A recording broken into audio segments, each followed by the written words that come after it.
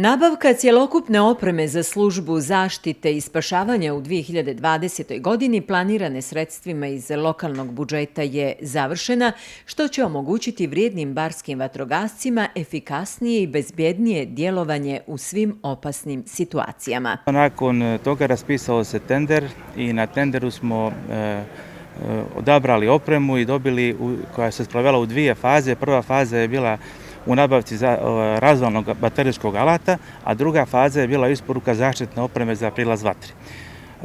Tako da smo sa tim je opština ispunila kompletno obaveze koje je imala za 2020. godinu koja je bila predvidjela za nabavku zaštitne opreme. Danas je isporučeno 25 najsavremenijih zaštitnih odijela. Mi imamo 40 vatrogasaca koji su operativni, stiglo je 25 zaštitne opreme koja je predviđena za najoperativnije ljude i 14 zbog sredstava nismo mogli, ćemo nabaviti u narednoj godini da popunimo kompletan broj. Također smo nabavili, što je vrlo značajno, baterijski razvalni alat koji nam je bio jako neophodan za našu službu.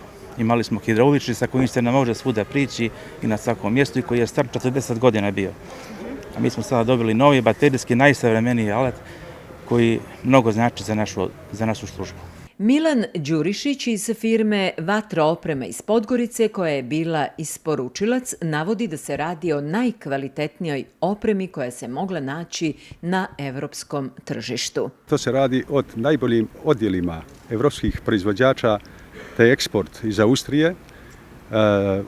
Usporedo dobili su i 25 šlemova MSA Njemačka, 25 pari čizama od Fala Španija, znači sve najboljih evropskih proizvođača i sad vaši vatrogasci bara mogu besprekorno u najekstremnijim situacijama da intervenišu, a da pritom ne dožive skoro gotovo nikakve povrede. Sve dosadašnje intervencije barskih vatrogasaca bile su uspješne, istakao je rukovodilac Muslić, uključujući i posljednji požar u Nacionalnom parku Skadarsko jezero. Popravili smo tokom prošle godine kamione, sredili, pripremili, tako da smo potpuno spremni za sve izazove. Što govori najbolje, u proteklih godinu dana, koliko sam ja već ovdje, godinu i 3 mjeseca, mi nismo ni imali ni jedan jedini kiks.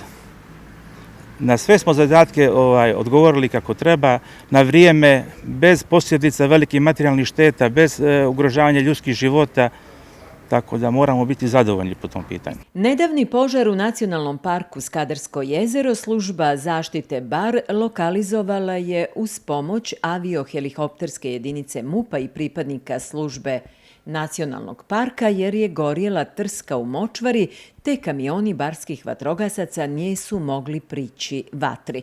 Muslić upozorava da je i u ovom slučaju uzrok požara ljudski faktor, jer se slična situacija ponavlja iz godine u godinu. On objašnjava da trsku pale uglavnom ribari kako bi imali lakši pristup čunovima na jezeru i lovili ribu.